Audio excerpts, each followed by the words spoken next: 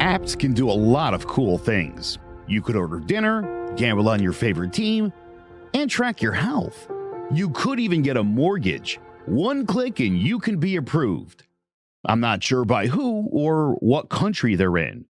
You deserve more from the mortgage industry. At AnyMac Home Mortgage, we believe in the need for live human interaction during a very complex process. The kind of service and guidance which an app simply can't provide. Our customers are more than credit scores and income documents. They're individuals and families who live in and strengthen our communities. Their story is our story, and that story begins at a home. Chris Sawyer is an expert on providing superior customer service and in meeting the mortgage needs of current and future homebuyers. With over 18 years of experience in the industry, Chris is able to help customers migrate through the home buying and home financing process by using his wealth of knowledge as a well-qualified mortgage professional. And best of all, Chris is located in Cromwell, Connecticut, where he has helped hundreds of clients in Connecticut, Massachusetts, and Rhode Island make their dreams of home ownership a reality. Visit chrissawyer.any-mac.com. Email him at csawyer@any-mac.com or give him a call, 860-878-8730. Chris Sawyer, NMLS number 39345, corporate NMLS number 338923. AnyMac Home Mortgage, an equal housing lender. American Neighborhood Mortgage Acceptance Company, LLC. DBA AnyMac Home Mortgage. Lo-Fi Direct. Connecticut First Mortgage Correspondent. License lender. Broker number ML 338923. Massachusetts Mortgage Lender and Mortgage Broker License number MC 338923. Rhode Island License Lender. License number 201128110L. Call for additional details. Jones on first down, wide open, it's Barkley, and Saquon Barkley will take it into the end zone. Your best ability is availability. Saquon Barkley, he's great when he's on the field, but the problem is since 2018, he hasn't been healthy for this team. Look at this, they lob it to him, he taps it in off the glass. How about that? Porter Moser, I think right now is the best coach in college basketball, hands down. Fins 2 for 3, he's done his part. Pitch is drilled to deep right field toward the pole, and it is gone. They don't mind not being what they were in the 90s as the best organization in baseball, because the Yankees aren't even close to the best organization in baseball. You're trying to be the Rays, and the Rays do this for a reason. Like, you're the Yankees.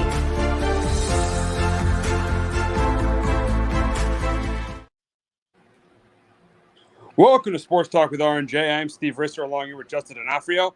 And we thought the Yankees had turned the corner. We thought they had turned the corner. You know, they win 2 out of 3 against Seattle. They win 2 out of 3 against one of the best teams in baseball, the Texas Rangers. Have a come-from-behind win on Sunday. But they go back. Last night, they went back to what we thought they were. A team that can't hit. A team that is not a playoff team without Aaron Judge. And they lose last night to the A's 2-1. A poor performance by the offense. DJ goes 0 for 3. Bader goes 0 for 4. Stanton goes 0 for 4 and has first and second he was up at first and second with a chance to tie the game, and he grounds out. It's just been a disaster. Stanton has just been a disaster since he came off the IL. So Rizzo has struggled as well. This lineup is just absolutely without Aaron Judge. It's absolutely terrible. It is that even some of the games they've won. I mean, even the games they won against Seattle, they only scored 4 runs. One of the games they won against Texas, they only scored 1 run. Thank God for this bullpen. This bullpen is the best in baseball. Thank God this bullpen is the best in baseball. Or without this bullpen and Garrett Cole, this would not be close to a playoff team. Yeah, absolutely not. It was a really nice homestand to go 4-2 against, Seattle. I know, right around 500 in Texas. Yeah, been one of the best teams in baseball all year. And yeah, first game, out west, you lose a game 2-1 to Oakland. And I know Paul Blackburn's an all-star. He's decent. Like, he's by far the 8th best pitcher. But yeah, you got to get more than 1 run off of that guy. And I mean, this is the A's. This is the A's. You shouldn't be scoring 1 run to the Oakland A's. And we thought, things were doing better. They're turning the corner. Things are better. And it's just the same stuff all year. This team without Aaron Judge just can't hit. Yeah, absolutely. And I'm right there with you. I don't think this is a playoff team if he's out the remainder of the year. I don't, hopefully he comes back sooner than later, but you never know with the toe. I'm like, we saw DJ try to play through that, and I know they said it's a different injury, but DJ was not the same after he hurt his toe last year. He tried to play through it, and he was awful. So even if he comes back, what percentage he at? So yeah, this bullpen's been unbelievable. Garrett Cole didn't have a great start Sunday, but again, they rallied Sunday. Sunday was, and the thing was, Sunday was such a great victory to come from behind against that Ranger team. And I know the Rangers bullpen isn't great, but to win that game after Cole, did not have a great outing, and then, yeah, you do you come back, or you go, you go out west and you play it as bad as you did last night. The pitching staff kept you in it like it usually does, but yeah, to score 1 run against the Oakland A's is pretty pathetic. But look, I'm trying to be a little bit positive because we could be the New York Mets right now. Like, absolutely, absolutely. Yeah, the team and the other team in New York definitely has it worse. But still, it's like this team takes a couple steps forward, and then last night they take a step backwards. It's like this team doesn't go forward. This just goes. It's up and down. It's been up and down pretty much all year, and it's annoying because you're thinking, series against the A's, they can maybe get a sweep or at least take 2 out of 3. Now they're in danger of losing the series to the A's. So I mean, you're thinking, you thought, this series with the A's and the Cardinals, they would take at least 4 out of 6 games. But seeing the way they're hitting, you don't know if they're going to be able to do that. Yeah, I know, because the A's and then even St. Louis, they all their rotations, a bunch of 3 and 4 starters. These are 2 teams that you should be able to hit off of, even without Aaron Judge in that lineup. But yeah, it's pretty pathetic that they couldn't get anything going last night. Yeah, now because again, I know you're supposed to play like 500 on the road is what you want as a playoff team, but against the A's and St. Louis, you want to go 4-2. Oh, you have to. If you're going to be a playoff team, you got to go 4-2 against these bad teams. Yeah, absolutely. And now you got Herman on the mound tonight, which the last couple outings he's been awful. So what are you going to expect from him? Yeah, you don't know. I mean, you could have another terrible start like you did against the Red Sox and like you did against the Mariners. Yeah. So, you really can't count on him right now. I know the A's have JP Sears, but he's a former Yankee farmhand, so I could see him throwing out 6 shutout innings tonight against us. And then another former Yankee first rounder tomorrow afternoon, Jace Caprillin. I could see those 2 against us go 6 shutout innings. With this offense right now. I wouldn't be surprised. I really wouldn't be surprised. No. I wouldn't either. So, yeah, you're in real danger of losing the A's, a team that, is not even trying to win baseball games right now. And it's flat out sad. And, yeah, it'd be pretty disappointing if anything less going back to New York 4-2 because you got a good Orioles team coming in for 4 games and a team in the Cubs after that's starting to play a little bit better. So you got a tough homestand coming up going into the All-Star break. So you would like to go on the road here and, at least take 4 out of 6. But, yeah, that's kind of looking less likely right about now. Yeah, I mean, and it all started with last night. Last night was such a winnable game. Brito didn't pitch great, but he kept them in the game. He was okay. But they all he had to do was score more than 2 runs to a team that is absolutely terrible, and they couldn't do that. It's just after you beat one of the best teams, if you win a series against one of the best teams in baseball. So it would. But that's the problem. When you can't hit, you could lose. You could lose to anyone, and they proved that last night. Yeah, absolutely. They did yet again. And again, I know Stan. It's been a month. It's been about a month now, maybe 3 weeks since he's come off the IL. I know. He always takes a couple weeks to get going, but he's had enough at bats. Him and Donaldson. I know Donaldson hit a home run last night, but again, they've both been so pathetic in that middle of that lineup, and that's such a big problem. I know Rizzo hasn't been great either the last month or so, but yeah, you need the guys in the middle of the order to get it going. And at this point, Donaldson, I'm out on Donaldson. He's just too old. Stan, I think, too uncertain now. Yeah, I know he didn't get hit last night, but yeah, Donaldson. Yeah, I'm definitely out on him. I want DJ to be the starting third baseman. What did you say about Stanton?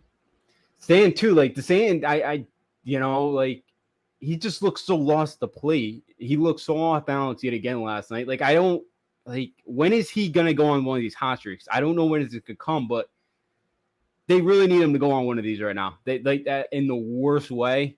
And I just, he's been great in the postseason, at times for us, and we need him going on an extended hot streak right now before this All-Star break, and hopefully he can do it because they need somebody in this lineup. I know Billy McKinney, Jake Bauers have been good, but you can't just keep relying on those guys to get big hits for you because those guys signed minor league deals for a reason.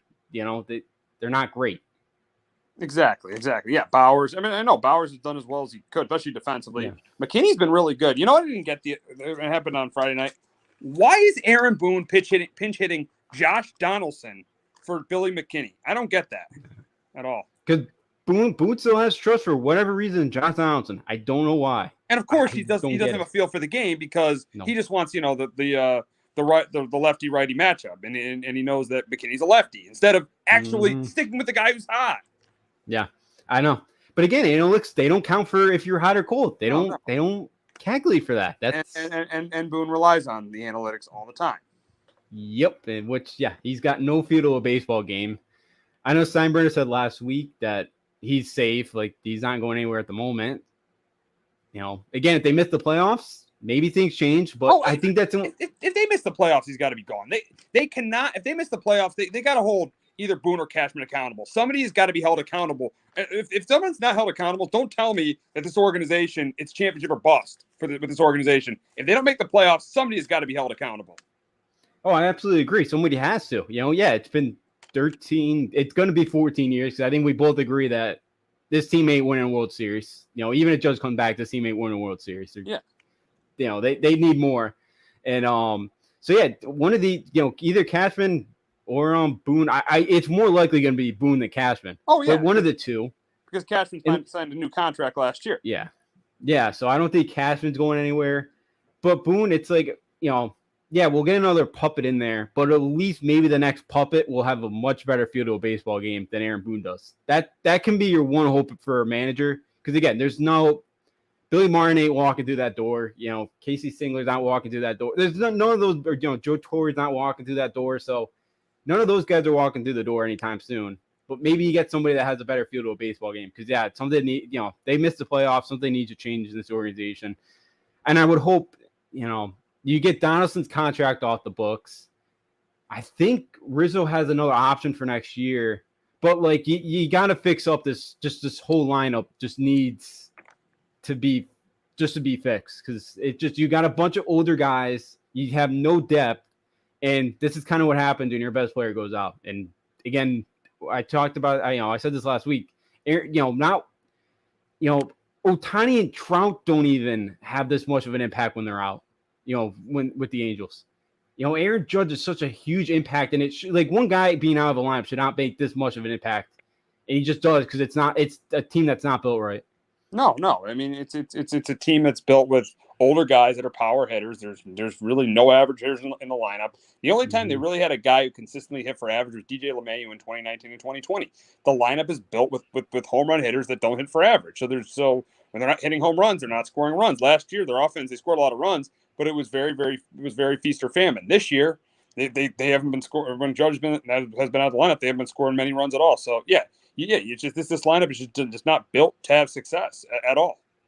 No, they absolutely are not, and and especially now, and you wish they would change it a little bit because I'm like they got Volpe that's got some speed, and it's like if he can get on, he can steal some bases. Like you got to try to play a little, and I know that. Many teams don't do this, but you got to try to play small ball or something. Exactly. And Volpe's got to get up there, and he did a good job of that last night. He had 3 hits, but he's got to start hitting for average. He's got to stop. Yes. He's hitting. I mean, he has 10 home runs, 28 RBIs, but being under 200, you were not brought here to hit under 200. You were brought in here to hit close to 300, to be that guy.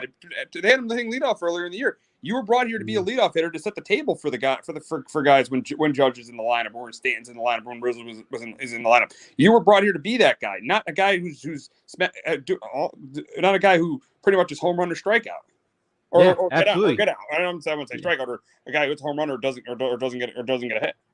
Yeah, absolutely. Oh yeah, he's got so much speed. I don't think he's that caught going for attempting a stolen base hit this year. Again, so if they can get him the top of the lineup or even the bottom.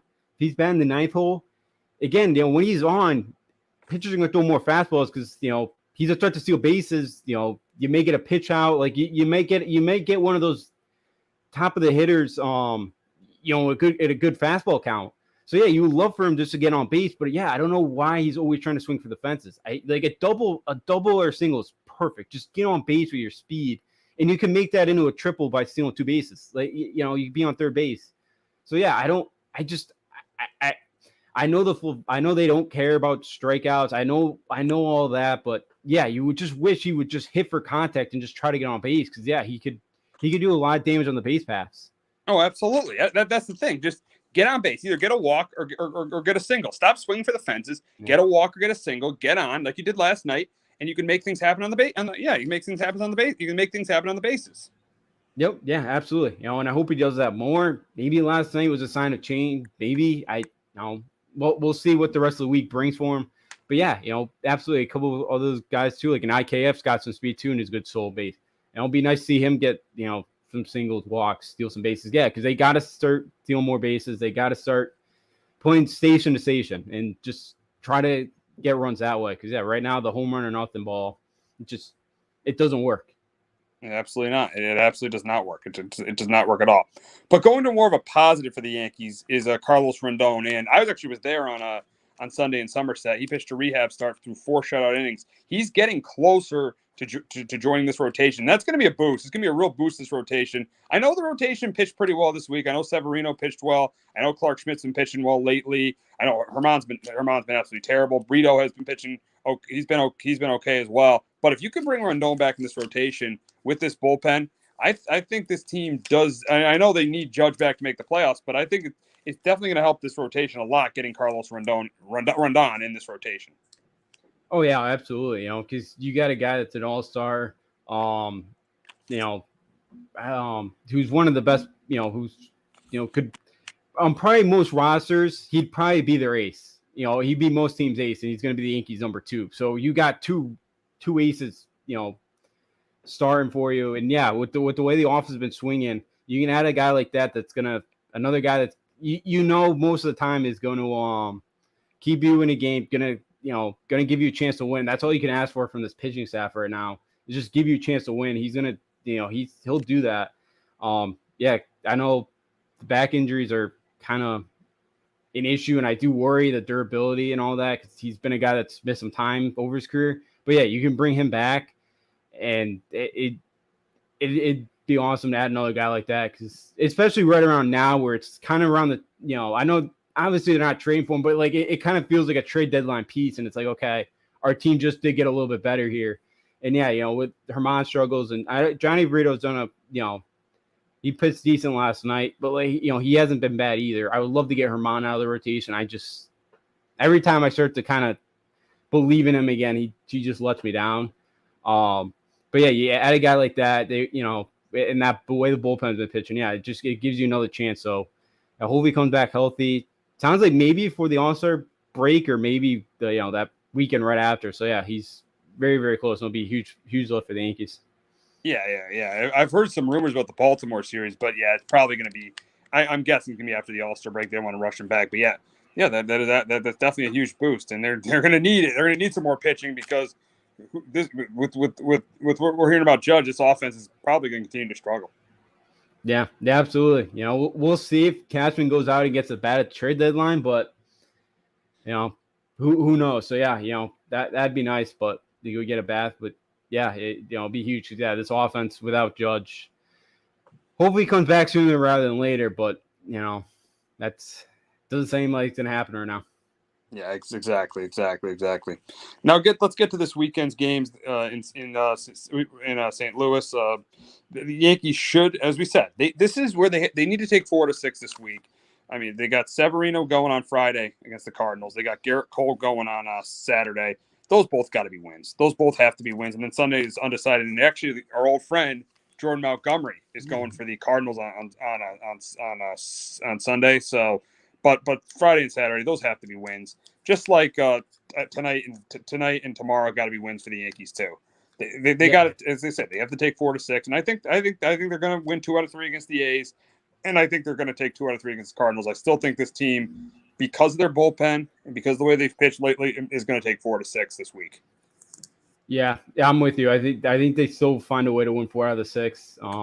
Yeah, I think they win the last 2 in Oakland. They'll win 2 out of 3 in St. Louis. I think they probably drop Sunday, because Montgomery's pitching a lot better. He got off the rough start this year, but he's starting to pitch a lot better. So, yeah, 4 and 6 on this road trip. I think even with last night, it's a lot tougher to get there, but I think it's manageable, and I think they find a way. And again, you feel good going back home for a big kind of 7-game homestand against Baltimore and a Cubs team that's starting to play a little bit better. especially Baltimore. Baltimore, you want to be playing well going to that Baltimore series, because that Baltimore series, say they're like 4 or 5 out, and they could take 3 out of 4. They would be 2 or 3 games behind Baltimore for that first wild card. This Baltimore series is crucial because they only play Baltimore 3 more times at Camden Yards in July. So very, very crucial series against Baltimore on July 4th week, and they got to take it. That's why they have to take advantage this week. That's why it's crucial for them to take advantage this week, and it starts tonight. They need to win. They need to win 4 of the next 5. For the next 5 games, they can't be splitting with the A's and the Cardinals. They got to be winning the series against the A's and the Cardinals. Yeah, absolutely. That's what playoff teams do. They beat up on the lesser teams, and that's what they got to do. They got to get 2 out of 3 for both these series, and you feel pretty good about yourself because the Orioles again, they that lineup's really good, and again they could score runs, and they could they're going to score runs at Yankee Stadium. So your offense is hopefully got to feel pretty good going that series. So hopefully this weekend and these last 2 games against Oakland, that their offense can maybe try to get a little bit of momentum and start to feel a little bit better about themselves. Absolutely. They got to get some momentum offensively. You said it, momentum offensively, so they definitely start to feel better about themselves.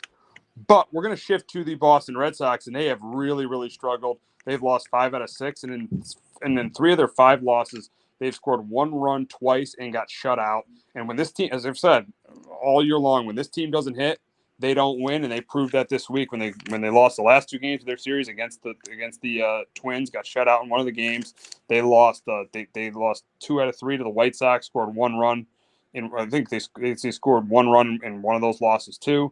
And then last night they get destroyed to the Marlins, where they only scored 1 run as well. And their pitching, really outside of Bello, was not good in these last 6 games. So this team, their season, as we said early on when they played the Yankees, remember that series at Fenway? We said they had to take 2 out of 3. They ended up sweeping them if they want to make a serious run to the playoffs. The Red Sox got a big series in Toronto this weekend, and seeing where they are, if they're like 3 or 4 games out, they got to take 2 out of 3 if they really want to make a serious run for the playoffs. And you thought, them playing the White Sox, you thought, maybe having another game against the Twins, they'd pick up some ground in the AL East, but they just haven't. And a big reason why is they haven't been able to hit, and they've gotten 1 good start from their starters in these last 6 games. Yeah. Look, last week it kind of felt like, okay, but I think we both agreed maybe this team, maybe they could start playing better. They were playing better. Maybe some good things to come with that schedule coming up. But they lose 2 out of 3 Chicago. And again, they're 40-40. This is what they are. They're an average baseball club. I'm at the point where I don't expect Chaim Bloom to make. I either think he's going to stay pat at the trade deadline, or I think he trades somebody away. I don't think he's going to go for it. I think this is an average baseball team. This is what they are. They from the first 80 games, they're 500.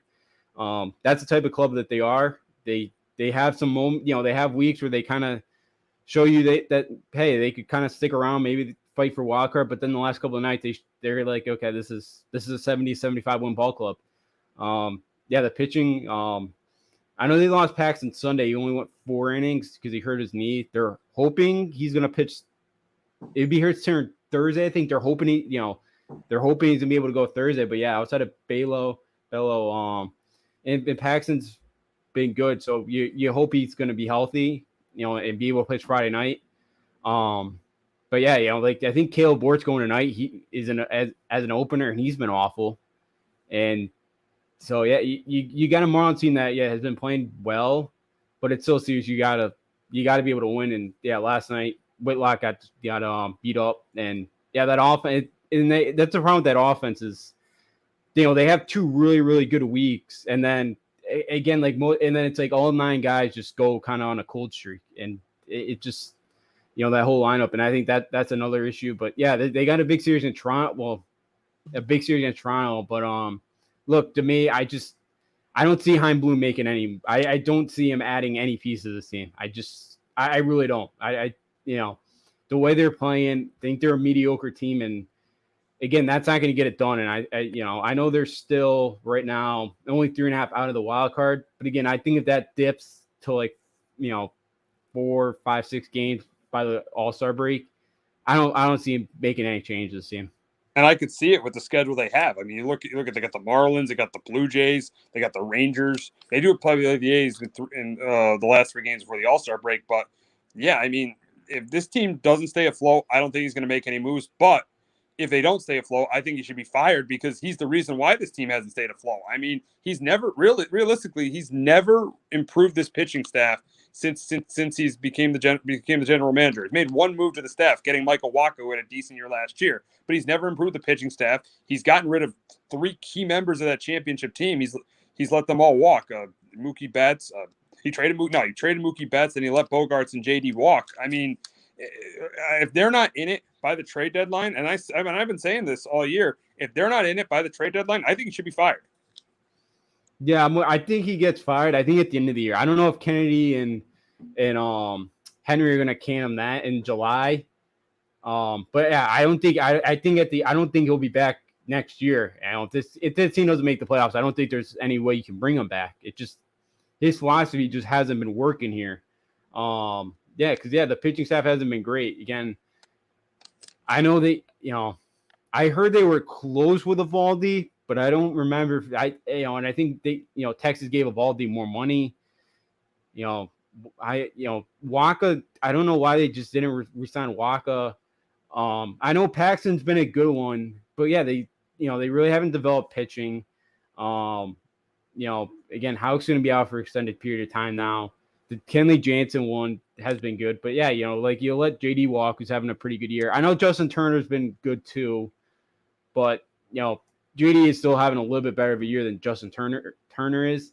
But yeah, this pitching staff just isn't great, and that's the issue. And again, when they have this, they need that offense to score, 5-6 runs a night usually on most nights, and that just that's tough to do. And they have a really good lineup, but that's just tough to do. To rely on your offense every night to go out there and score you a bunch of runs. You need some nights where your pitching staff could shut down an opponent. And that Marlins offense, outside of Luis Ariz, is not great. And they got 10 runs and 19 hits off of them. They did get Chisholm back, but you're right. Really, outside of their top 4 hitters, Chisholm, Ariz, and Solar, they're not that good. That offense isn't that good. Yeah, they're not. So yeah, it's I know the Marlins have been overachieving. They've been a really good team, but look, if you want to be taken seriously, it's a series it's a series at home. You got to find a way to win. Yeah. I mean, the thing is for them, and I said it all year, it's all about trying to stay in it by the trade deadline. If they're in it at the trade deadline, they got to make a move. They got to make a move for a starter. They definitely have to make a move. If they're in it at the trade deadline, they don't make a move for a starter, Bloom has got to be gone. And then obviously if they're not in it, Bloom's gone because of the decision making that's been made over the last 4 years. And if you look at his tenure as the general manager, 2020 last place team, and don't tell me that they wouldn't have been if the season was a real season. If they had, it was a full season. If there was a full season, they would have been a last place team. 2021 came out of nowhere, got to the ALCS. But 2022 last place, and if they don't make it, they'll probably be a last place team this year. That's 3 out of 4 years being in last place. And the guy that preceded you, Dave Dombrowski, won 3 straight division titles and won a World Series. So, yeah, you're right. This is just not working. If they don't make the playoffs this year, what Bloom is trying to do is not working. Yeah, and this is a big market like Boston, and there's no excuses why this team can't be battling for the division title every year.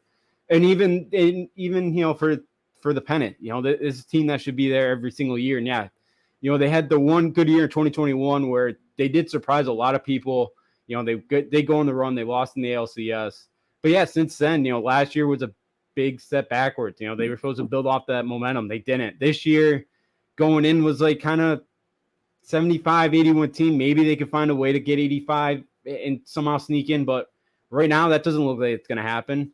And yeah, again, this philosophy hasn't been working. You're going to have to, I agree with you. You're going to have to make a philosophy change. And yeah, I don't think Chaim Bloom should be able to retain his job if this team misses the playoff again, because again, I know their payroll has gone down a little bit, but still they're still spending a lot of money, and there's no reason why this team can't be competing every year for a division title. They got to be. When Theo was there and when Dombrowski was there, this team was in it every single year. The years they haven't been in it have been the Ben Cherington years and the Chaim Bloom years. And the reason they're not in it is because their general manager isn't any good. That's why this team hasn't been in it. When they've had a good general manager like Theo and Dombrowski, the team's been in it. So that's what ownership there has to look at if they have another bad if they miss the playoffs again or come in last place again. Yeah, absolutely. They have to. They got to make a change. I know they're hoping. I know Heim was always hoping to kind of turn this into the Dodgers East and kind of the way they do things will spend, but their farm system and they have some prospects that just aren't they don't have a ton of prospects that are ready yet. He hasn't gone out and spent enough, I feel like, and he's let some of the better players kind of walk. And I know Bogart's kind of been banged up this year. In San Diego, Martinez had a good year, but again, I just go back to trade deadline how he handled things last year. He didn't meet with the team until after the trade deadline. And then that can't happen. That can't happen. No. You got to meet with your team during the trade deadline and tell them what's happening, not meet with them after it and then sell off parts and then tell them after that. Yeah. And I think, the guys are still here. I think probably lost some trust in them in that. And, and that doesn't help things either. So, yeah, I have to imagine that Henry and, that they and Kennedy go out there and, they make a change with this. Because, again, you can't continue to have continue to have three of the last 4 years finishing in last place.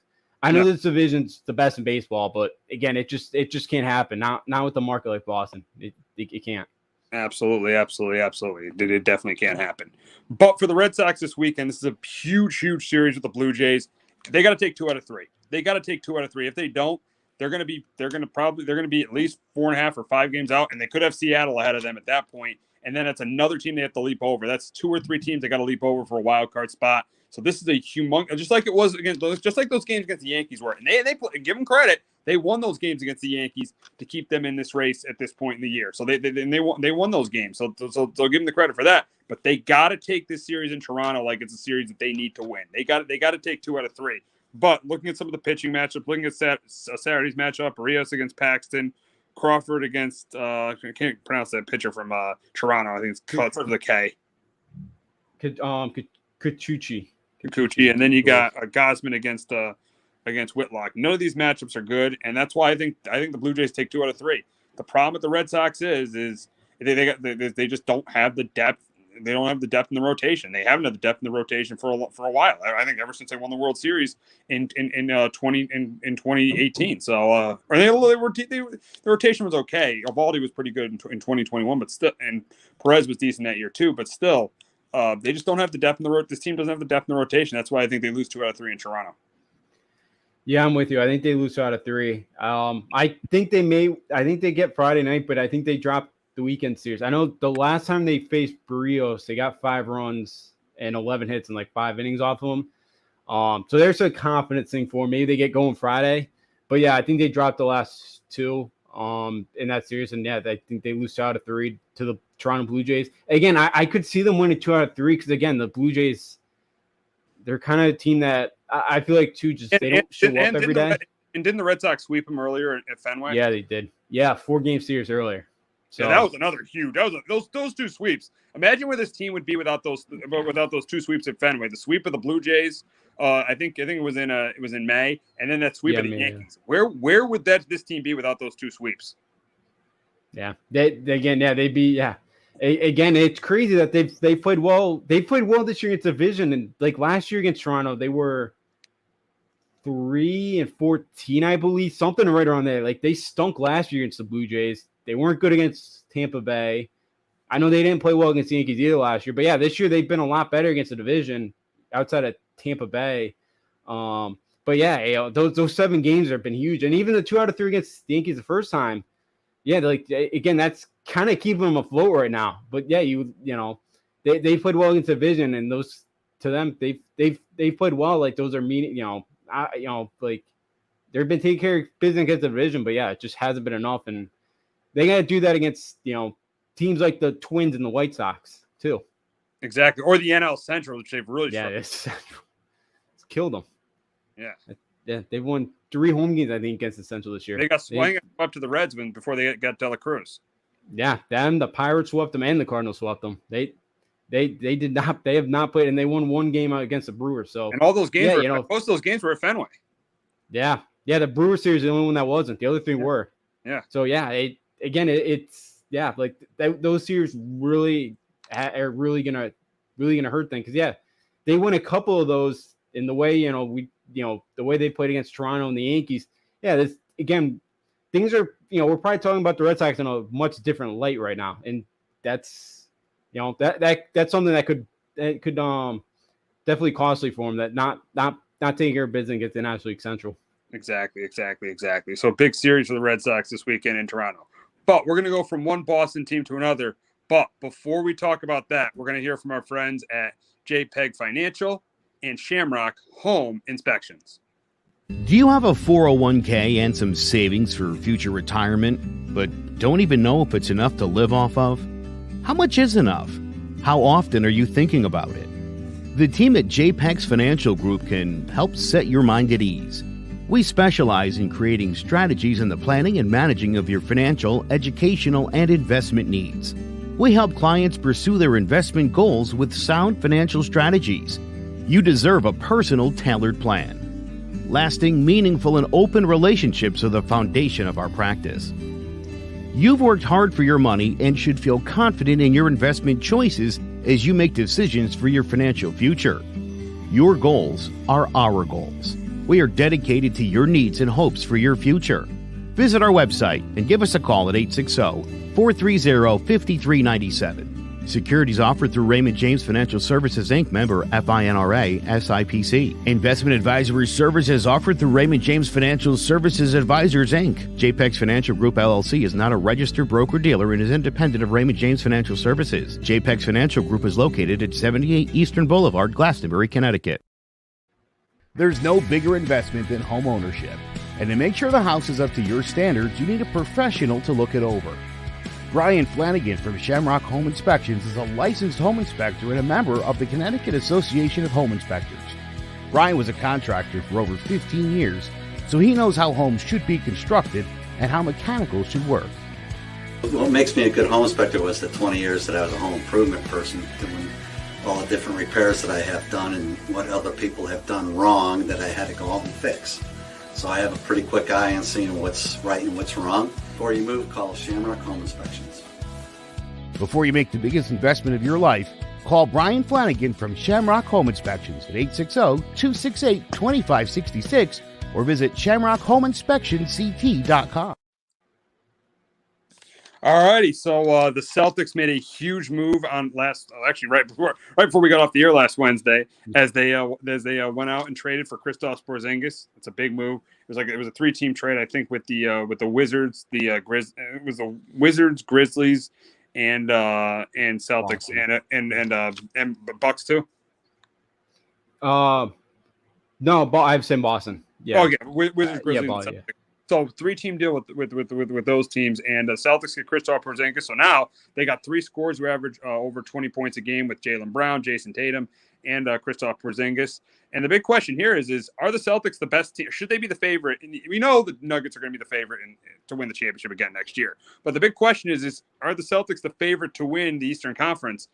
And in my opinion, I think they are. I think they're favored over Miami because I think they were a better team than Miami on paper. The problem, though, is the coaching mismatch. But I do think Mazzulla in his second year, and I do think having Sam Cassell on the bench, who was on that 2008 Celtics championship team, is definitely going to help. So I do think the Celtics are better than the Heat. You look at the Bucks. The Bucks got to re-sign 2 pretty big free agents. Chris Middleton which I don't get why Middleton's opting out, but he's opting out of $40 million. And they got Brook Lopez, who's a free agent as well. So the Bucks have 2 key free agents. And you look at the Sixers. And we know the Celtics own them, but James Harden's a free agent. So the one thing you know about the Celtics is they're going to have KP. They're going to have Jaylen Brown. They're probably not going to trade Jaylen Brown. So they're going to have Jaylen Brown, and they're going to have Jason Tatum. So they're going to have that big 3. Yes, the ball handling is questionable, but I think, in my opinion, they are the best team in the Eastern Conference for the reasons I mentioned. The Bucks, with the 2 free agents they have, the Sixers, because we could say that they're the Sixers, and because the Heat just don't have the talent that the Celtics have. So I do think the Celtics are the best team in the Eastern Conference. Yeah, I think they are too. Because with the other teams around them, with the Bucks, they have a couple free agents. The Heat, the Sixers, I kind of don't believe in the Sixers right now.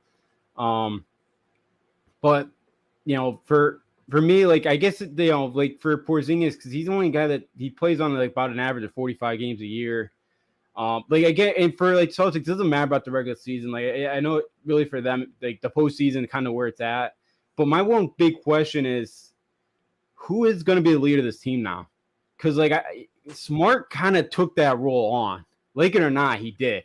Tatum and Brown both seem like very quiet people, and I don't think Porzingis is coming in there and he's not gonna have that. He's not gonna be. No. But I think on paper, I think Tatum can be that guy. And he was a little bit quiet, but I think he could be that guy and he could turn into that guy, which he's gonna have to. As we said last week about pressure on players, and I said last week if there's more on Kevin Durant, I might be changing my tune there. I might be saying there could be the most on Jason Tatum, seeing what they have, seeing the two guys he's playing with now. Yeah, and he's never won a title either. Yeah. He hasn't yet. And, again, he's still really young. He still has a lot of time in this league. But, yeah, they've, again, like, they're trying this core again. They're trying to stick with this core of, of Tatum and Brown to try to get one. And, at some point, you might have to switch those two up if they can't find a way to get through. And, yeah, now you bring Porzingis, who doesn't help on the defensive end, but is a guy that could score, another big guy. But yeah, again, I think Tatum could be that leader too. But now maybe with Smart gone, maybe he kind of goes to that role. We'll have to wait and see. But yeah, he's gonna have to. And yeah, I think the Celtics is the best team on paper right now. But yeah, I don't know if they win the NBA title still next year. I think it's very possible. I think they're one of the they're up there on my list. But look, I got to see Porzingis stay healthy. Can he stay healthy throughout the postseason too? I know he's played, well, a couple of experiences in the postseason. But yeah, my biggest thing is just that leader. Is Tatum going to take that step and be the leader? That's my big question with the team. Oh, absolutely. Yeah. Tatum definitely has to take that step, be the leader. Porzingis has to stay healthy. All those things have to happen for the Celtics to even get to the NBA Finals. But I just don't think there's a team on paper. And even you look at you look at outside of the Heat, the two other contenders, the Sixers and the Bucks, they're going to have new coaches. The Bucks coach never coached. I don't think he's ever coached a game in the NBA. And obviously the Sixers have Nick Nurse, who everybody says is such a great hire. I mean, he could thank Kawhi Leonard for that championship that he won in Toronto, because it was all downhill after that. So I think with Mazzulla, I'm not a huge Mazzulla guy, but with experience and having Sam Cassell there and having the three scores they have, I do think they are, as I said earlier, I do think they are the favorite to come out of the Eastern Conference. Yeah, I think I'm with you. I'm with you too. Of them getting out of there. Yeah, I know. I think they right now we'll see what happens with Middleton and Lopez and the Sixers. Yeah, maybe a coaching change helps them there, a new voice in that locker room. But yeah, I'm kind of like, I don't really buy the Sixers getting to an NBA Finals right now. I have to see it from them first. And so, yeah, like, again, we'll see if the Heat go after, we'll see if they could trade for another big star and play along Butler. Like, if that happens, yeah, I might be taking the Heat. But right now, I'm still with the Celtics. And, yeah, they might get beat whoever comes out of the West. But, yeah, we'll see. I think right now they're the favorite. And, again, I think for Tatum, they got to get to the NBA Finals next year. If they're all healthy in the playoffs, they got to get to the finals next year. They have to. Absolutely, they have to. Yeah, because he's got to lead. He's been close so many times that it's just the Celtics fans are just so tired of being close and not winning. Now they make this move. There's a lot of pressure, at least to get to that NBA final. They can't be losing to the Heat again like they did last year. Yeah, they absolutely not. Because again, Tatum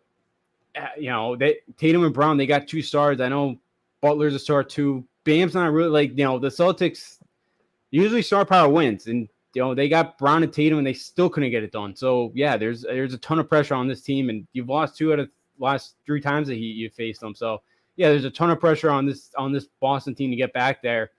And yeah, again, Mazzulla, maybe a second year, and yeah, maybe with Sam Cassell, things are better on the bench, but David Sotomayor, I think, had a lot of doing that, because just remember his time at Pacific. He did a heck of a job there, and that's a tough job.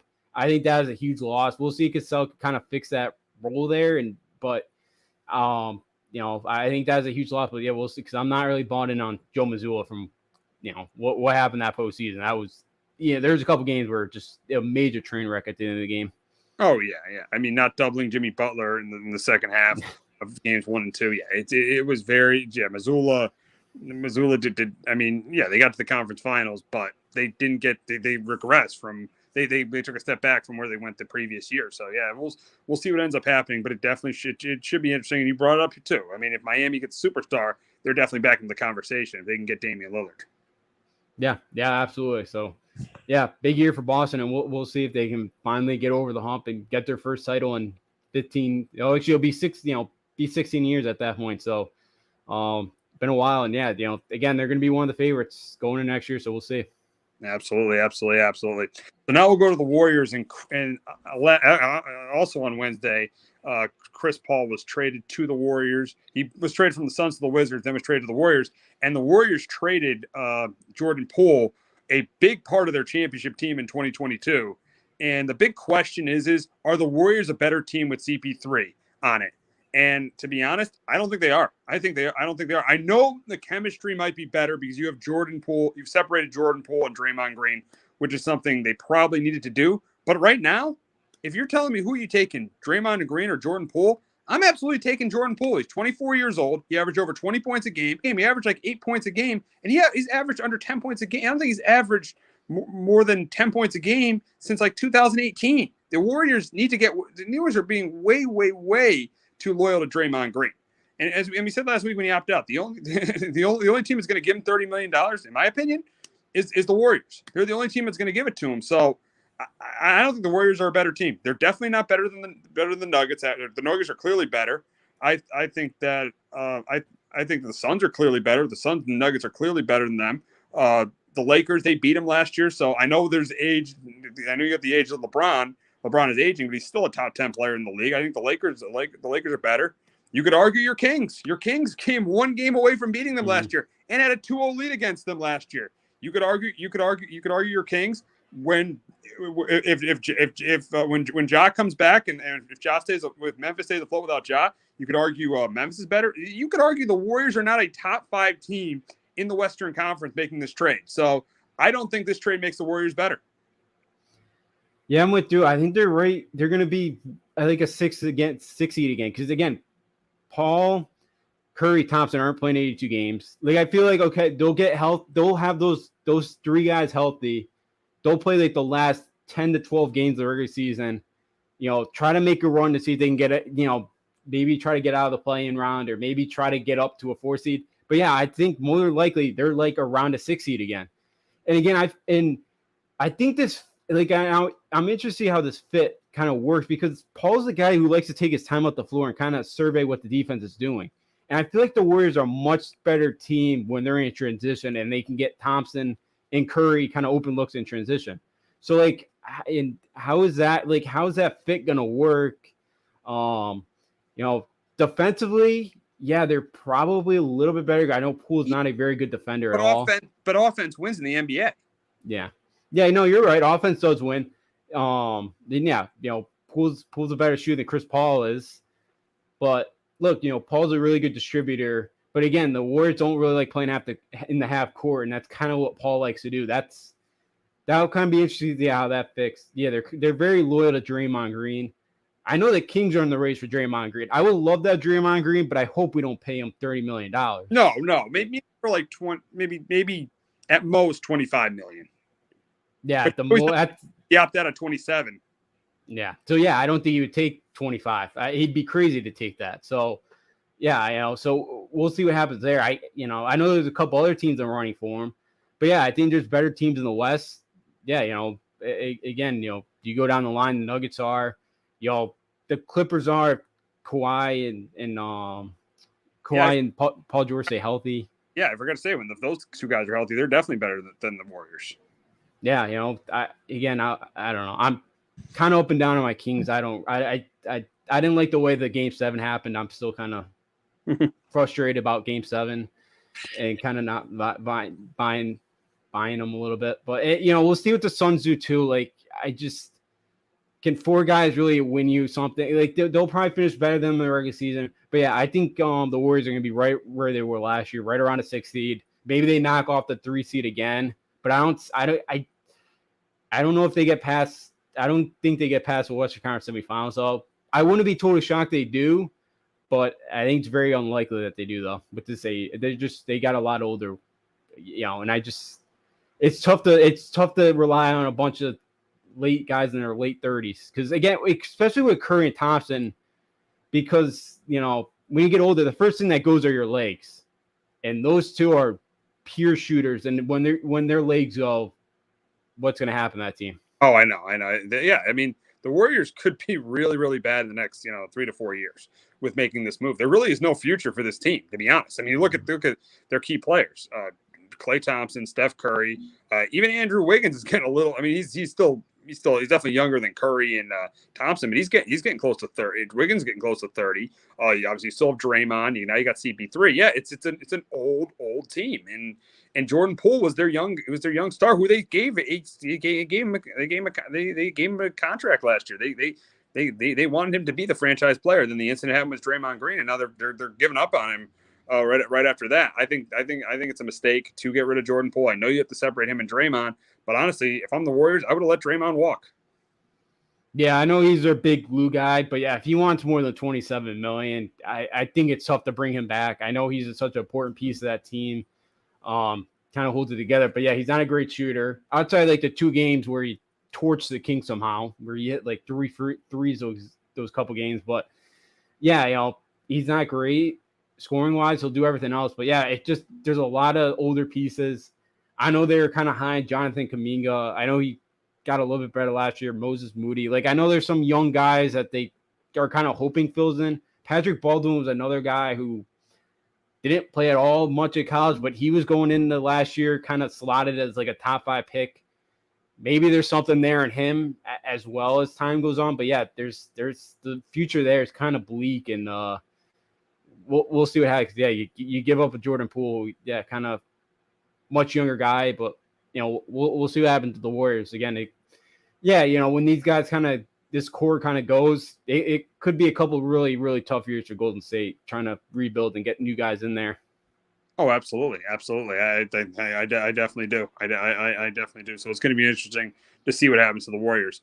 But we're going to wrap up the show talking about UConn potentially joining the Big 12. They win a national title, and now there is talk of UConn going to the Big 12. And the big question is how, and I'm not, and you know this more, you definitely know this more than me. How close is UConn to getting into the Big 12? Right now, I was much more confident 3 weeks ago this was going to happen, but right now, today UConn's having like their board of governors meeting. So if they got an invite from the Big 12, that would be discussed absolutely today, because you have to decide by July 1st, because that's when the NCAA season resets July 1st. So to join the Big 12 by 2024, 2025, you have to accept an invite by Saturday. So we'll know in the next 48 hours or so if they're going or not. The Big 12 was on campus 2 weeks ago. They met in New York earlier in June. So I think there's some interest there. I think Colorado, if the Big 12 expands, it's definitely Colorado, and I think it comes down to Arizona, UConn. Oh, so it comes down to those 2 teams. So it's literally that's what I'm thinking, yeah. Yeah, so if the Big 12 does expand, it's definitely Colorado, and it's UConn or Arizona. It's going to be one of the 2. I would assume West Virginia, Cincy probably want UConn more than Arizona for a travel partner. I've heard just by reading that some of the because the presidents vote on this kind of on the expansion stuff. Some of the presidents are not totally bought into like another expansion, but the commissioner sounds like he kind of, because the commissioner wants to build he wants to kind of build kind of a super basketball power conference. It's kind of what he's motivated. He wants like 16 teams in the conference. Yeah, so he wants to kind of up the basketball and try to get like a niche market for another TV deal for basketball. Because I don't think this one's going to happen, but like he was talking to of Nova and St. John. Those 2 aren't going to happen maybe at some point down the line, but those aren't going to happen in the next couple of days. So the thing is Texas and Oklahoma, they're obviously gone. So they're down to now, and then they're adding, who are they adding? UCF, right? Cincy, Yep, UCF, Cincy, BYU, BYU and Houston, and they join July on Saturday. They'll be official members of the Big 12. Well, there'll be 14, so there's 2 spots they want to fill. Yeah, so there'll probably be 2 spots. So that's why I think 2 of the 4 or 2 of the 3. I think San Diego State says they have multiple offers. I don't believe that. I think it's just the Pac-12. I don't think the Big 12 offered San Diego State. Maybe I'm wrong. But yeah, I think Colorado's a definite one. They just fit so much better in the Big 12. Deion would bring some juice too. Well, Colorado's won a national championship. Like, I don't know if I don't think Deion ever will, but Deion will bring eyeballs to the Big 12. Yeah, and why is Colorado leaving the Big 12 for the Big Pac-12 for the Big 12? They're going back to the Big 12. Yeah, the Pac-12 is going to fall. They have to announce a TV contract in Pac-12 by Saturday. I have not heard anything about. Really? They've been talking with CW, the Ion Network. They can't find anybody. They're desperate. The Pac-12 is in some major trouble right now. Major. The Pac-12 might falter in the next couple of years. Oh, I would not be surprised. There are some big issues, right? Nobody seems interested in them. So, and I don't think Colorado never really fit. They kind of did, but like they fit so much better in the Big 12. I know there'll be no Nebraska-Colorado rivalry again, but they still fit better in that conference than they did in the Pac-12. So I think they're the 100% definite, and it comes down to UConn, Arizona. Again, for UConn, it makes sense to move, but I just think what's coming in the Big East. I know football, but man, I kind of like the independent schedule that they have coming in. You have Duke and NC State coming in this year. There's 2 ACC schools. You got a decent schedule. I know Moore was talking because it was one of the players one of the recruits that they signed last year was in the Hartford Courant, I think, was talking like Moore was telling us by like 2025, he expects to be in the ACC. I hope not the ACC. I would. If it had to come down to ACC or Big 12, I'd take the Big 12 over the ACC. Just because I think the ACC is going to fall apart because I think some of the ACC school lawyers are trying to get out of this grants of rights, and I think if they can get out of it, I think the ACC is going to fall apart. But we'll see. So we'll see in the next couple of days if UConn does decide to do this. I kind of like it'll be difficult, but yeah, I understand why they would leave.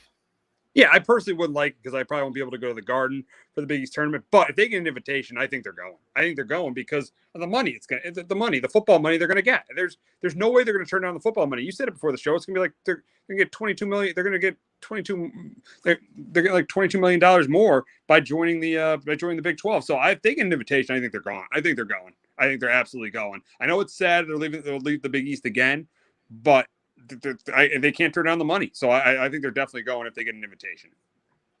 Yeah, absolutely. So with the 12, so when it goes down to 12 schools next year, each team's going to get about 31.7 million.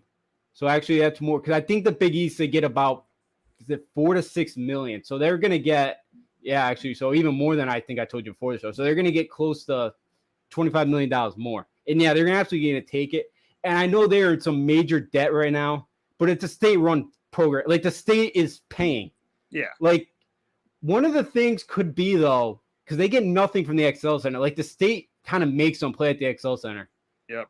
Maybe that would change because I don't like really playing at the XL Center. I'd rather play 16 games at Gamble. Maybe 1 or 2 XL games during the middle of winter break, but I'd much rather play every game at Gamble than the XL Center.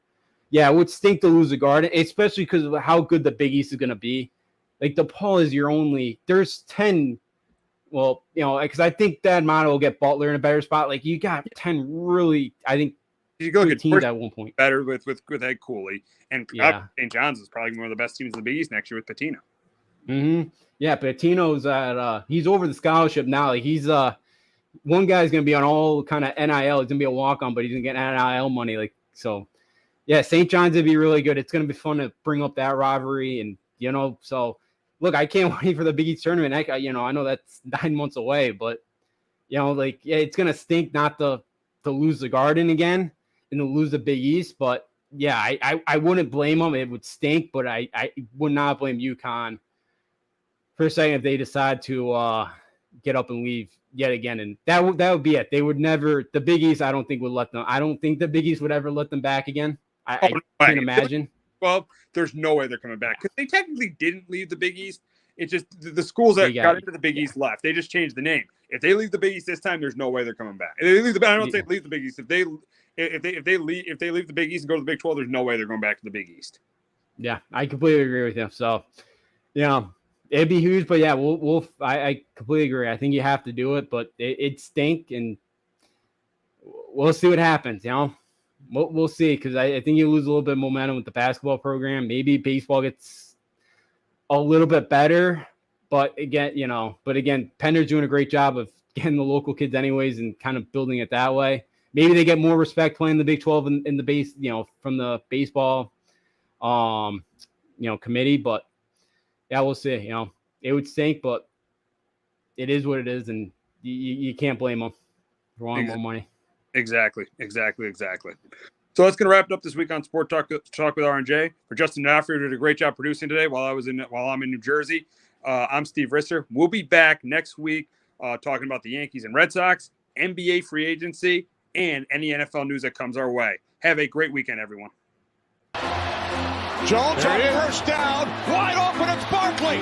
And Saquon Barkley will take it into the end zone. Your best ability is his availability. Saquon Barkley, he's great when he's on the field, but the problem is since 2018, he hasn't been healthy for this team. Look at this. They lob it to him. He taps it in off the glass. How about that? Porter Moser, I think right now is the best coach of college basketball, hands down. Fins 2 for 3. He's done his part.